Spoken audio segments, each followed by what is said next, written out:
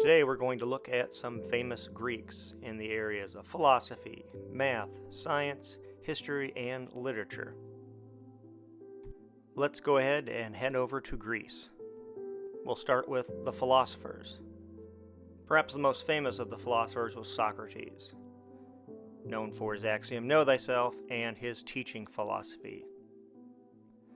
The Socratic method was a teaching philosophy in which Socrates would ask his students questions in response to their questions. None of his writing survives, so almost everything we know about him comes from his most famous student, Plato,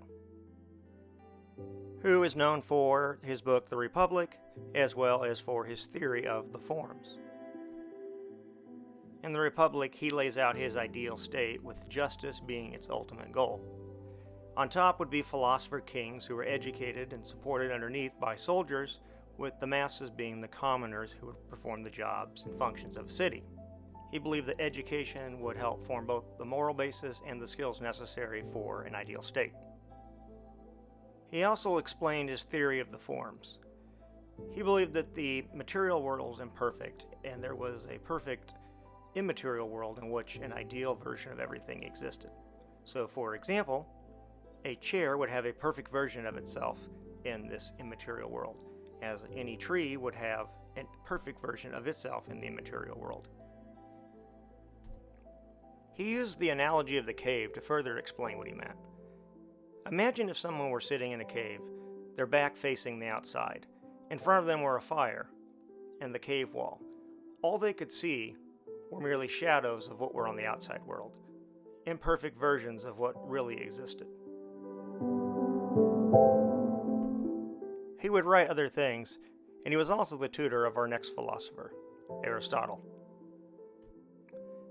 Aristotle wrote in areas of logic, philosophy, science, and so much more. As well as being a tutor to Alexander the Great, he was a true Renaissance man, and his works were translated into multiple languages and continue to be read even today. His tutoring of Alexander the Great is widely credited with making Alexander more than just a king, but one who would transform the world and spread Greek ideas all the way to the Indus Valley. Next, we have equally as important areas of math and science. While most famous for the Archimedes principle, he was a mathematical genius, inventing the lever, the Archimedes screw, and for calculating pi. According to a story, there was a king who was given a crown made of gold, but he was suspicious that it was not pure gold, but had no way to prove it. So he gave the task to Archimedes, who was puzzled at first.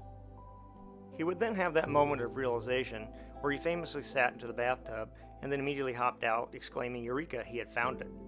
He had realized that an object's buoyant force in fluid is equal to the weight of the fluid it displaces, thus proving the king's crown was not made of pure gold.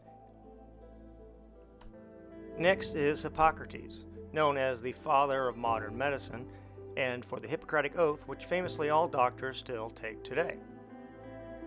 And the key point of the oath is that the doctor will do no harm. The mathematician Euclid is known as the father of geometry. He was said to have seen math everywhere, and not only did he contribute axioms and theorems and proofs to geometry, he also added to the areas of number theory and prime numbers, and set the stage for the way that math is taught even to this day. Next, we have the areas of history and literature. And let's start with Herodotus, famously known as the father of history, and for using primary source accounts to write his account of the past. While you have to take what he wrote with a grain of salt, provided historians with invaluable clues as to what life was like in the ancient past. Perhaps his most famous account is his visit to Egypt, in which he coined the phrase "Egypt, the gift of the Nile." Next is Pericles, known for leading Athens during their golden age and for construction of the Parthenon. Wanting Athens to gain supremacy in the Greek world, he was known for building the Parthenon as a temple to Athena, the goddess of wisdom and the patron goddess of the city of Athens.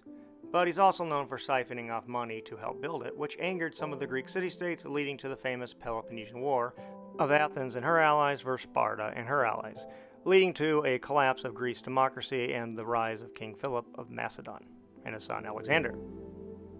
Next, we have Homer, someone who was read and revered throughout the Greek world, and was the author of both the Iliad and the Odyssey. The Iliad, which of course recounts the war between the Greeks and the Trojans over the kidnapped Princess Helen, who was said to be the most beautiful woman in the world, and which culminated in the Greeks sneaking a bunch of their soldiers into a giant horse, sneaking into Troy, thus ending the 10-year war. Which is then followed by the Odyssey, which gives the account of Odysseus and his men as they sail home, facing off against monsters, cyclops, and all sorts of sea creatures. Another famous author, even today, is Aesop, author of Aesop's Fables. And while he's known for many fables, he's most famous for three: the tortoise and the hare, the mouse and the lion, and the boy who cried wolf. All of which are moral tales meant to teach a lesson. And last but certainly not least was Alexander the Great, who created an empire that stretched from Greece to India and is known for Hellenization, which is the process of spreading Greek culture from Macedonia, Egypt, Persian Empire all the way to the Indus Valley. And while his empire would not survive his death, his city of Alexandria, one of many, would go on to be a center of learning for centuries to come. His impact is still felt today. Thank you for watching Famous Greeks. If you like this, please hit thumbs up and consider subscribing to this channel for more information about the past.